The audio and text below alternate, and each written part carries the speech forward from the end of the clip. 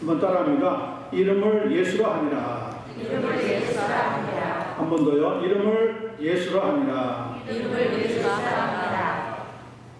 우리는 지난 3주 동안에 하나님께서 보내신 메시아에 대한 말씀들을 살펴보면서 은혜를 나누었습니다. 첫 번째, 미가서 5장 2절에 의하면 메시아가 어디에서 탄생할 것인지 예언해주고 있는데, 그것은 다윗 왕의 고향이기도 했던 베들레헴이라고 하는 동네였습니다. 예수님은 자기 자신을 가리켜서 나는 생명의 떡이라고 말씀하셨는데, 베들레헴에서의 탄생은 바로 그런 귀한 의미를 잘 보여주고 있습니다. 두 번째는 에베소서 2장 14절 말씀을 나누었는데, 메시아가 탄생하셔서 십자가를 통해 하나님과 원수가 되었던 우리를 하나님께 화목하게 하시고, 또 사람과 사람 사이에 중간에 막혀있는 담을 자신의 육체로 화무시고 우리의 화평이 되어 주신다고 말씀을 했습니다. 세 번째는 이사야서 40장 1절을 보면서 메시아가 오셔서 우리의 모든 노역의 때를 끝나게 하시고 죄악이 사함받도록 하셔서 슬픔과 고통에 매여있던 우리를 위로해 주실 것이라고 하는 말씀을 각각 살펴보았습니다. 그런데 예수 그리스도의 탄생일인 이 성탄절에 대해서 사람들은 잘못 알고 있는 것들이 많이 있습니다. 그 중에 하나가 뭐냐면, 성탄절이 되면 산타크로스가 선물을 가득 실은 수레를 끄는 술록을 타고 한밤중에 이 집 저 집을 방문하면서 굴뚝을 타고 들어가서 착한 사람들에게는 선물을 나눠준다고 하는 거짓말을 실체같이 믿고 있다는 겁니다. 일반적으로 성도들도 그런 점에 대해서 예수 그리스도의 탄생에 대해 그렇게 부인하지 않고 있으면서도 그런 어떤 세상적인 현혹되는 이야기에 머리를 끄덕이면서 동참하고 있는 경우가 많이 있습니다. 제가 이전에 오랫전에 섬겼던 교회에서 크리스마스 때 선곡을 하는데, 선곡 중간에 갑자기 누가 나타났냐면 산타클로스가 나타나서 그 복주머니에서 선물을 꺼내가지고 막 나누어주는데 성도들이 얼마나 좋아하는지 그 광경의 모습이 지금도 머리에 기억으로 남아있어요. 성탄절의 주인공이 과연 산타클로스가 아니면 예수님입니까? 물론 자녀들이 디즈니의 영화의 영향을 많이 받아서 아무래도 산타클로스 쪽으로 선물을 많이 주는 쪽으로 영향을 받아서 가는지 모르겠지만, 그러나 성경은 전혀 그와는 다른 이야기를 하고 있다는 것을 믿어야 합니다. 그래서 이 시간에 메시아의 탄생은 어떻게 이루어졌고 그 탄생을 왜 우리가 기뻐해야 하며, 그리고 크리스마스라고 불리우는 성탄절의 감격을 누렸던 하나님의 사람들의 행동에 대한 의미를 살펴보면서 큰 은혜를 나누고자 합니다. 여러분께서 기도하시면서 말씀을 들을 때 성령님께서 우리의 심령에 하늘의 위로와 평강을 더하여 주시게 되기를 간절히 축원합니다. 자, 18절부터 20절 말씀을 먼저 살펴봅니다. 예수 그리스도의 나심은 이러하니라. 예수님 탄생을 했다는 것을 이렇게 기록하고 있습니다. 그의 어머니 마리아가 요셉과 약혼하고 결혼하기 전입니다. 동거하기 전에 성령으로 잉태된 것이 나타났더니 그의 남편 요셉은 의로운 사람이라 그를 드러내지 아니하고 가만히 끊고자 하여, 그러니까 조용히 보내주겠다, 그런 생각을 먹었다는 거죠. 이 일을 생각할 때 20절입니다. 주의 사자가 현몽하여 이르되 다윗의 자손 요셉아, 네 아내 마리아 데려오기를 무서워하지 말라. 그에게 잉태된 자는 무엇으로 되었다고요? 성령으로 된 것이라. 메시아의 탄생이 어떻게 이루어졌느냐? 예수 그리스도가 이 땅에 어떻게 오시게 되느냐? 오늘 성경의 말씀 보니까 성령으로 되었다. 하나님의 영이신 성령의 능력으로 잉태되고 이 세상에 태어나게 되었다, 이렇게 말씀하고 있습니다. She was found to be with a child through the Holy Spirit. 성령에 의해서 잉태되고 성령에 의해서 태어나시게 된 분이 바로 메시아로 오신 예수 그리스도시라는. 일반적으로는 식물이나 동물은 암컷, 수컷 혹은 암놈, 순놈에 의해서 새끼가 태어나는 겁니다. 사람의 경우에는 남자와 여자를 통해서 자식이 태어납니다. 이것은 생명의 원칙입니다. 그러나 예수님의 나심은 성령으로 잉태되었다고 말씀하고 있습니다. 그 말은 남자로 인해서 잉태되게 된 것이 아니라는 것을 우리에게 가르쳐줍니다. 본문 말씀에 보니까 그의 어머니 마리아가 육체적인 어머니죠. 그 마리아가 요셉과 약혼하고 동거하기 전에 성령으로 잉태된 것이 나타났다, 이렇게 기록하고 있습니다. 그 말은 무슨 말이냐? 마리아가 아직 결혼하지 않았는데도 배가 불러오고 있는 것이 사람들의 눈에 볼 정도로 임신한 것이 드러났다, 이런. 그러니까 마리아가 아직 결혼하지 않았는데 배가 불렀다고 하는 것은 지금이야 별로 그렇게 큰 흠이 되지 않지만 이전에는 큰 수치였습니다. 집안 망신이라고 생각했습니다. 예수님 당시에는 그런 임신은 이혼의 사유가 되기도 했습니다. 하지만 성경은 거듭 예수 그리스도의 나심은 남자로 인하여 태어난 것이 아니라고 가르쳐주고 있습니다. 하나님의 말씀에 불순종하여서 범죄하였던 첫사람 아담 이후로 그의 모든 후손은 태어나면서부터 원죄를 가지고 태어나게 되었습니다. 죄의 유전이죠. 누구나 다 죄를 가지고 태어날 수밖에 없었다는 겁니다. 하나님의 말씀에 불순종한 우리에게 결국 죄의 삭은 사망이라고 성경은 가르칩니다. 이 사실을 피할 수 있는 사람은 이 세상에 단 한 사람도 없습니다. 역사상 아무리 위대한 영웅이라고 할지라도 그에게는 원죄가 남아 있습니다. 세계 4대 성인이라고 불리는 사람이라고 할지라도 그들에게 역시 원죄가 있습니다. 유명한 철학자, 사상가, 정치가, 음악가 등등 모든 사람은 다 죄인입니다.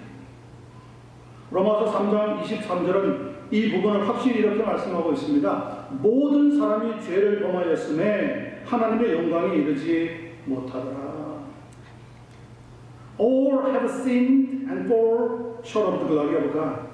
하나님의 영광에 이르지 못한다. 그 말은 하나님이 주시는 생명을 영원히 가지지 못한다는 의미와 같습니다.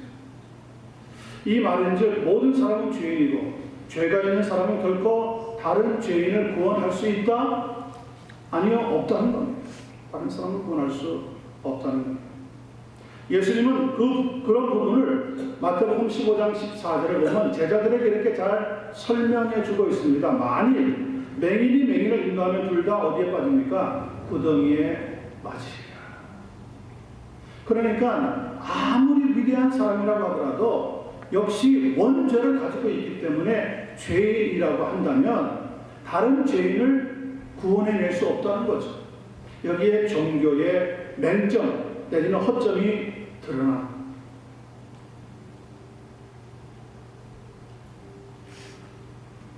성령으로 잉태되었다. 그것은 사람에게 나타나고 있는 결함이 예수님에게는 없으시다는 것이고 더 나아가서 인간에게 유전되고 있는 원죄의 문제 역시 없다고 하는 것을 강조해 주고 있는 말씀입니다. 또한 성령으로 잉태되셨다고 하는 것은 하나님의 아들이신 예수님께서 인간의 육체를 입고 세상에 오셨다는 것을 의미합니다. 요한복음 1장 14절입니다. 말씀이 육신이 되어 우리 가운데 거하심에 우리가 그의 영광을 보니 아버지의 독생자의 영광이요 은혜와 진리가 충만하더라. 믿습니까? 말씀이 육신이 되어서 우리 가운데 거하게 되었다는 것을 가리켜서 incarnation, 즉 성육신이라고 부릅니다. 신이 사람이 되었다. 하나님이 인간의 육체를 입고 이 땅에 오셨다는 거죠. 그런 점에서 예수 그리스도는 인간의 몸을 입고 우리를 찾아오신 하나님이시라는 것을 아셔야 합니다. 예수님은 하나님이시기 때문에 우리의 죄를 용서하시고 구원하실 수가 있다는 이야기죠. 지금은 세상을 떠나서 고인이 되셨지만 호황제철이라고 하는 그룹을 세계적인 기업으로 키웠던 그 박태준 회장의 이야기가 하나 있습니다. 그는 한국에 살 때 부족함이 없이 살았다고 합니다. 시간이 지나면서 재물과 권력의 힘이 그에게 커지기 시작하니까, 그런데 이 박태준 전 회장은 무당과 점쟁이를 찾아가기를 시작했다. 어디에 갈 때마다 거기에 가도 되는지 말하지 않았지. 누구를 만나러 가면은 그 사람을 만날 때 내가 좋은 점이 생길지 나쁜 점이 생길지 항상 점쟁이에게 먼저 물어볼 정도까지 되었다고 합니다. 그런데 시간이 가고 세월이 흐르면서 점차 그는 권력의 중심의 자리에서 밀려나 버렸습니다. 갖가지 유명을 쓰게 됩니다. 결국 모든 것에서 손을 떼고 도망치듯이 미국으로 쫓겨올 수밖에 없었습니다. 정치하는 사업하는 사람, 권력을 가진 사람에게 있어서는 생명보다 귀한 것이 명예라고 하는데, 이 박대준 전 회장은 명예를 다 잃어버렸어요. 만신창이가 되어서 미국에 도착하고 나서 그는 분노가 점점 심해지고 우라가 치밀어 올랐다고 합니다. 매일매일 살아가는 것이 너무너무 속상하고 나중에는 병이 들고 잠도 오지 않아서 견딜 수가 없을 정도가 되었다고 합니다. 매일매일 복수심에 치를 떨었습니다. 나를 이렇게 대우할 수 있는, 생각하다 보니까 그만 몹쓸 병에 걸릴 것 같았습니다. 몸을 움직일 수가 없었다고 합니다. 그런데 그때 교회를 다니고 있던 딸이 아버지에게 간곡히 이렇게 말했다고 합니다. 아버지, 그러지 말고 나와 같이 교회 가요. 처음 얼마 동안에는 듣지 않았지만 딸의 계속된 권유를 들으면서, 그래, 그렇게 내 딸이 원하는데 한번 나가주자. 한번 나가주자. 나가봐야지 아니라 한번 나가주자. 아주 선심을 쓰는 것 같이 교회를 찾게 되었습니다. 그런데 첫날 예배를 드립니다. 찬송이 자기의 가슴을 마구 때리더라. 그리고 말씀을 듣는데 말씀이 자기에게 얼마나 감동이 되는지 듣는 가운데 눈에서 뜨거운 눈물이 줄줄 흘러 내리기를 시작을 했다고 합니다. 끝나고 나서 하나님 앞에 자기 입으로 자신도 모르는 사이에 하나님 감사합니다. 하나님 감사합니다. 이렇게 외치는 자신을 발견합니다. 어느새 복수심도 눈 녹듯이 사라지고 자신이 미워하는 사람들도 다 용서하게 되더라는 거죠. 예수를 믿고 거듭난 인생으로 살다가 결국 이 세상을 편안하게 떠나게 되었습니다. 예수를 영접하고 나니까 마음에 평안이 찾아오더랍니다. 속이 상하고 우라통이 나고 분을 사기도 못해서 씩씩거리던 그 사람, 처음으로 평안이 찾아오면서 화려하게 수면하는 잠을 취할 수가 있었다는 거죠. 여러분 생각해 보십시오. 인간의 고민을 누가 해결해 줄 수가 있겠습니까? 사람의 마음속에 있는 그 아픔을 누가 해결해 줄 수가 있겠습니까? 성경은 이야기합니다. 성령으로 잉태하시고 성령으로 이 세상에 찾아오신 예수 그리스도 외에는 우리의 문제를 해결해 줄 리가 없다고 말씀하고 있습니다. 아멘. 사도행전 16장 31절을 읽어보면 주 예수를 믿으라 그리하면 너와 내 집이 구원을 얻으리라고 분명하게 말씀하고 있다는 겁니다. 사랑하는 성도 여러분, 성령으로 잉태되어서 하나님의 아들이신 예수 그리스도께서 메시아로 찾아오신 이 성탄의 계절이야말로 우리도 성령으로 충만하게 살아가는 은혜를 얻을 수 있는 시간인 줄로 믿습니다. 아멘. 그런 성령의 충만함을 누리는 오늘 이후의 삶이 되기를 예수님의 이름으로 간절히 축원합니다. 아멘. 자, 두 번째 봅니다. 21절부터 23절입니다. 왜 우리가 예수 그리스도의 탄생인 성탄을 기뻐해야 하는지 설명이 나옵니다. 21절입니다. 아들을 낳으리니 이름을 예수로 하라. 이는 그가 자기 백성을 그들의 죄에서 구원할 자이심이라 아니라. 22절 이 모든 일이 된 것은 주께서 선지자로 하신 말씀을 이루려 하시니 이르시되 보라 처녀가 잉태하여 아들을 낳을 것이요 그의 이름은 임마누엘이라 하리라 하셨으니 이를 번역한 즉 하나님이 우리와 함께 계시다 하니라. 왜 메시아의 탄생을 우리가 기뻐해야 합니까? 21절 후반에 대답이 나오고 있습니다. 이는 그가 자기 백성을 그들의 죄에서 뭐할 자이십니까? 구원할 자이십니다. His name is called Jesus because he will save his people from their sins. 우리의 모든 죄에서부터 우리를 구원해 주시기 오신 예수 그리스도시기 때문에 이 성탄절을 정말 우리가 기뻐하고 또 기뻐해야 한다는 겁니다. 다시 말씀을 드리면 예수님은 우리를 죄로부터 구원하시기 위해서 이 세상의 메시아로 찾아오셨다는 겁니다. 예수님의 이름 자체가 자기 백성을 그들의 죄에서 구원할 자이시다. Savior. 우리를 죄에서 구원하시는 분이시다 라고 의미를 주고 있습니다. 이 세상에는 수많은 이름이 존재하지만 오직 예수라고는 단 하나의 이름은 아닙니다. 하나님의 구원을 줄 수 있는 능력의 이름이라고 합니다. 아멘. 사도행전 4장 12절입니다. 다른 이로서는 구원을 받을 수 없나니 천하 사람 중에 구원을 받을 만한 다른 이름을 우리에게 주신 일이 없습니다. 아멘. 하나님은 다른 이름을 우리에게 주신 일이 없어요. 오직 예수라고 하는 이름 하나만 주셨어요. 그 이름을 믿으면, 그 이름을 듣고 영접하면, 그 이름을 믿고 살면 우리에게 구원의 놀라운 새 생명의 역사가 일어나게 된다는 거예요. 22절 23절에서 이 모든 일이 된 것은 주께서 선지자로 이런 말씀을 이루게 하심이라. 보라, 처녀가 잉태하여 아들을 낳을 것이요 그의 이름은 임마누엘이라 하셨는데 그 이름의 의미를 번역해 보니 하나님이 우리와 함께 하시다 함이라 이렇게 설명하고 있습니다. 이 말씀은 예수님이 성령으로 잉태해서 이 땅에 찾아오시기 전에 무려 약 700년 전에 이사야 선지자가 예언한 말씀이었습니다. 이사야서 7장 14절에 똑같은 말씀이 이렇게 기록되어 있습니다. 그러므로 주께서 친히 징조를 너희에게 주실 것이라. 보라, 처녀가 잉태하여 아들을 낳을 것이요 그의 이름을 임마누엘이라 하리라. 네. 또 이사야서 9장 6절부터 7절에 보면 하나님의 놀라운 말씀이 이렇게 예언되어 있습니다. 이는 한 아기가 우리에게 낳고 한 아들을 우리에게 주신 바 되었는데 그의 어깨에는 정사를 메었고 그의 이름은 기묘자라 모사라 전능하신 하나님이라 영존하시는 아버지라 평강의 왕이라 할 것입니다. 그 정사와 평강의 더함이 무궁하며 또 다윗의 왕자와 그의 나라에 군림하여 그 나라를 굳게 세우고 지금 이후로 영원히 정의와 공의로 그것을 보존하실 것이라. 이 예언의 말씀이 어떻게 이루어지느냐? 마지막에 이렇게 설명하고 있습니다. 만군의 여호와의 열심히 일을 이루시리라. 아멘. 사람이 이루는 게 아니라는 거예요. 하나님이 예언하시고 하나님의 열심으로 그 말씀이 분명히 역사의 무대 가운데 이루어지게 하신다는 거죠.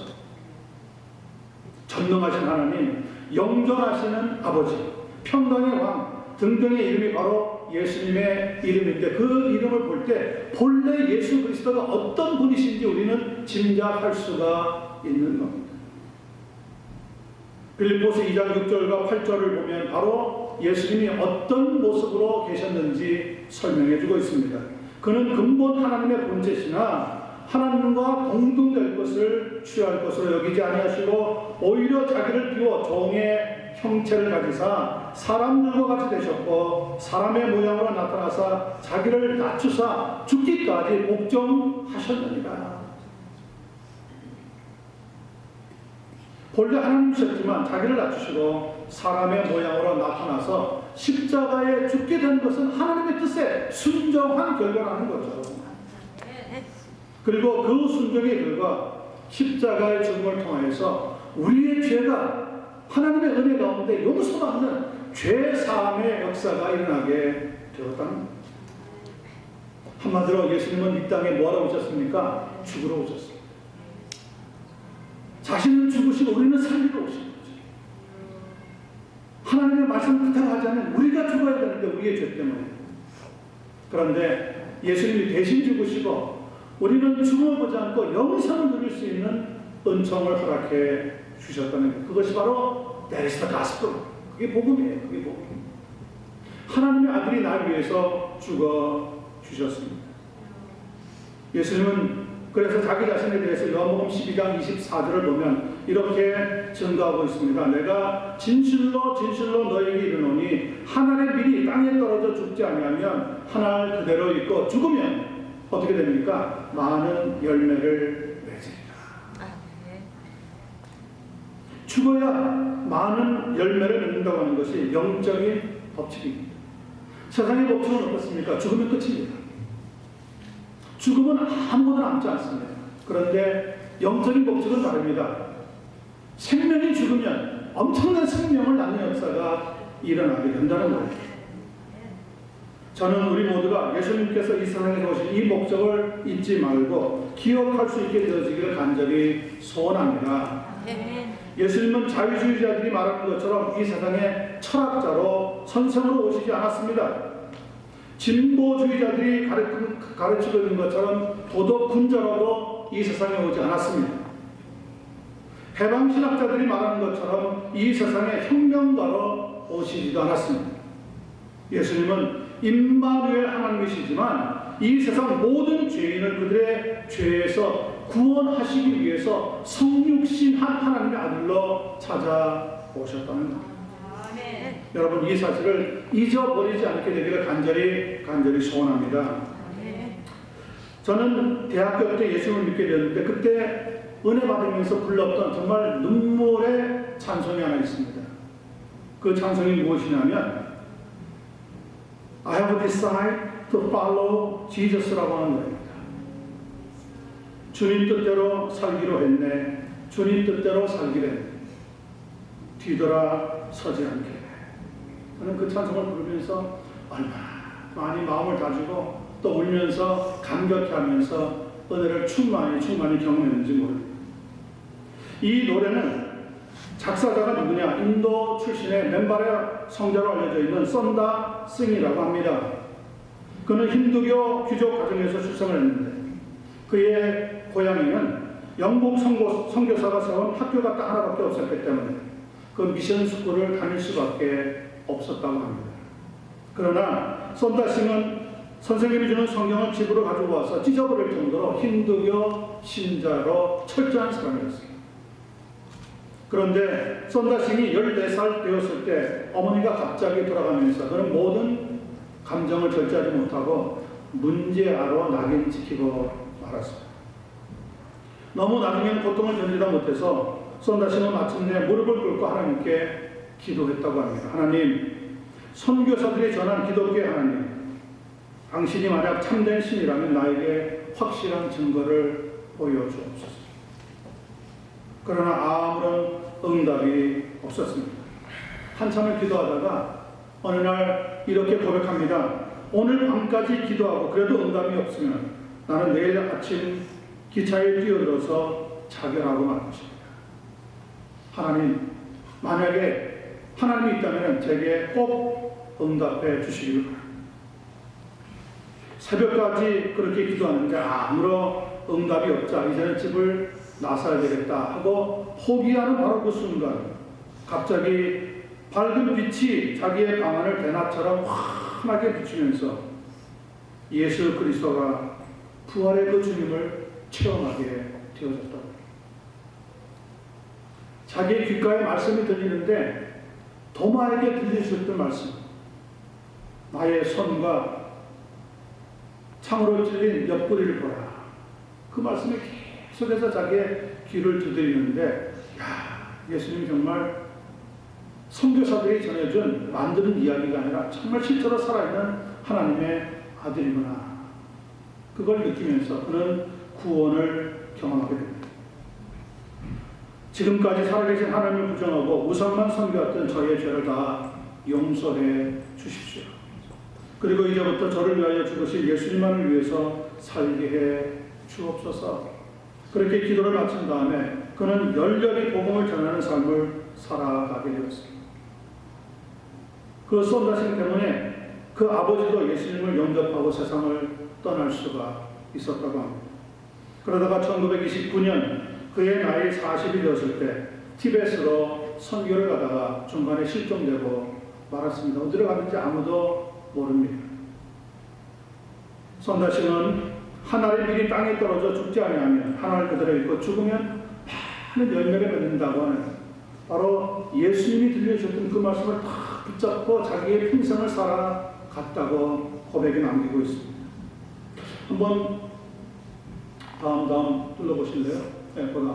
우리 같이 주님 뜻대로 살기로 했네. 한번 불러보십시다. 오늘 한글로 부르고 다음 영어도 나오니까 같이 불러보겠습니다. 주님 뜻대로 살기로 했네. 주님 뜻대로 살기로 했네. 주님 뜻대로 살기로 했네. 뒤돌아서지 않겠네. Happy sorry to follow Jesus. A happy sorry to follow Jesus. A happy sorry to follow Jesus. No turning back, no turning back. 여러분, 예수님을 믿고 따라가기로 했으면 돌아서면 안 되는 거예요. 하늘의 미랄이 땅에 떨어져 죽지 않으면 열매를 맺을 수가 없는 거예요. 그 구원의 역사를 위해서 예수님이 이 땅에 오셔서 우리를 위해서 죽어주신 거예요. 임마누엘 하나님 그분이 날 위해서, 날 살리시기 위해서 자신의 생명을 십자가에 내어 놓으신 거예요. 바로 그것이 성탄절의 가장 큰 의미예요.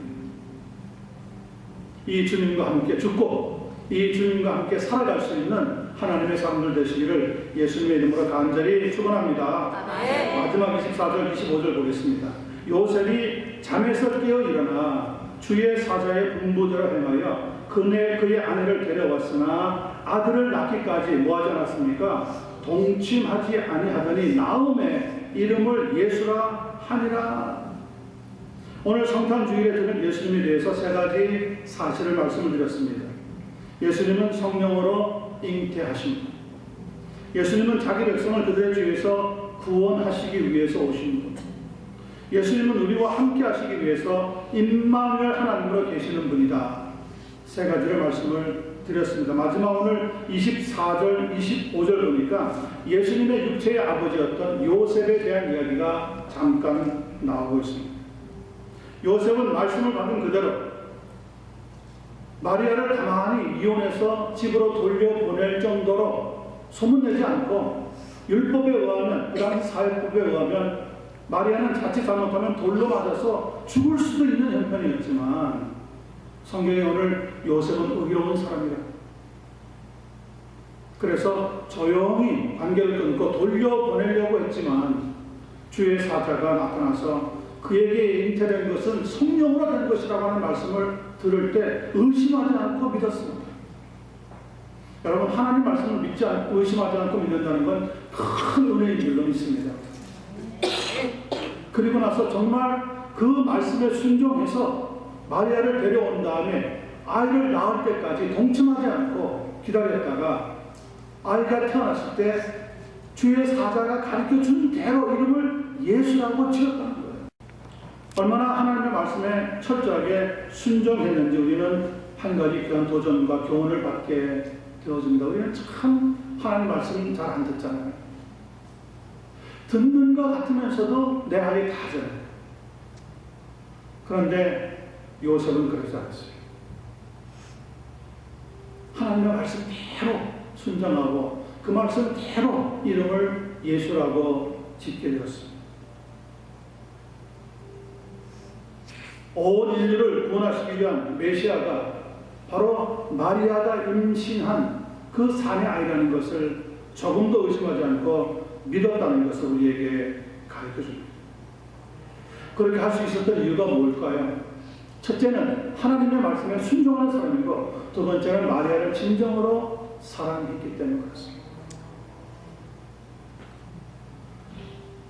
세계 역사를 공부하다 보면 BC 6세기경에 바사, 성경에는 바사라고 되어 있는데 원래는 페르시아 고레스 왕 때의 일이 하나 기록되어 있습니다. 고레스 왕이 전쟁터에서 승리를 거두는 유명한 장군이었는데요. 어느 날 이웃에 있는 적과 싸우고 나서 그의 장군과 그 장군의 가족과 그의 신하들을 모조리 포로로 붙잡아 왔습니다. 그리고 나서 며칠 뒤에 고문을 마친 다음에 적의 장군에게 묻습니다. 내가 너를 이제 풀어주면, 즉 다시 말해서 자유케 해주면 너는 나를 위해서 무엇을 하겠느냐? 그랬더니 그 장군이 그러더랍니다. 돌아가서 내가 살던 나라의 절반을 당신에게 주도록 힘을 쓰겠습니다. 그랬더니 고레스 왕이 다시 묻습니다. 내가 만약에 너의 아들을 풀어준다면 너는 어떻게 하겠느냐? 그랬더니 돌아가서 남아있는 땅의 절반을 또 어떻게 해서라도 손에 넣어서 당신에게 바치도록 하겠습니다. 거기에 보니까 사랑하는 아내가 눈물을 흘리면서 벌벌 떨고 있습니다. 고레스 왕이 그 아내를 가리키면서 이렇게 얘기합니다. 네 아내를 만약에 풀어준다면 너는 내게 무엇을 해주겠느냐? 이제는 더 이상 떼어줄 땅도 없습니다. 나라는 이미 다 빼앗겼습니다. 가지고 있는 것도 없습니다. 그때 그 장군이 이렇게 이야기를 했답니다. 제 아내를 풀어주면 제가 대신 죽겠습니다. 그 말에 고레스 왕이 감동을 받았답니다. 그러면서 고개를 끄덕끄덕하면서 참으로는 사랑이 무엇인지 아는 사람이구나. 아내를 사랑할 줄 아는 사람은 자유할 수 있는 자격이 있느니라.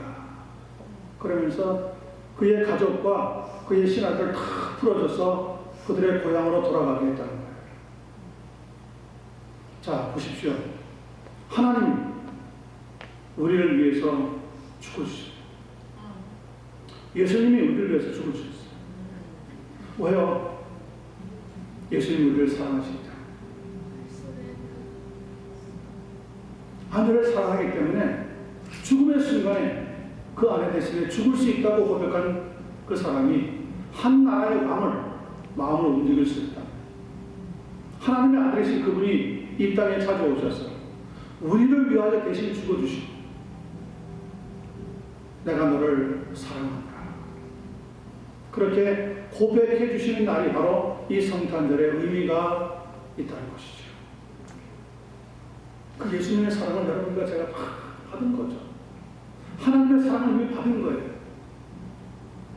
우리는 하나님의 이 구원의 역사, 하나님의 이 놀라운 생명에 대한 은혜 시시하게 생각하지 마시고 하나님의 말씀이야말로 우리에게 생명이 되고 능력이 되고 우리가 걸어나가야 하는 삶의 방향이 된다는 것을 꼭 고백하면서 하나님 앞에 신앙을 다지고 또 다질 수 있게 되기를 바랍니다. 로마서 6장 23절입니다. 죄의 삭슨 사망이요 하나님의 은사는 그리스도 예수 우리 주 안에 있는 영생이니라. 이 영생은 어떻게 얻게 되었다고요?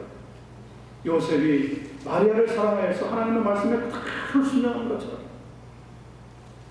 한 나라의 장군이 자기 아내를 풀어주면 자기가 대신 죽겠노라고 고백하는 것처럼 예수님이 우리를 위해서 죽어주시고 십자가에서 피를 흘리시고 자기의 생명을 내어놓으신 그 사랑이 바로 우리의 삶을 발전시키고 우리에게 구원의 아름다운 삶을 걸어갈 수 있는 능력의 역사가 되는 줄로 믿습니다.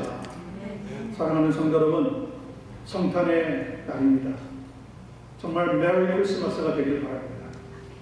그리고 이 성탄의 기쁨 나만 간직하지 말고 내 주변에 있는 사람에게 한 사람이라도 선포하게 하시고 사랑의 손길을 한 사람에게 나눌 수 있는 그런 귀한 이번 주간이 되기를 예수님의 이름으로 간절히 축원합니다. 기도하겠습니다.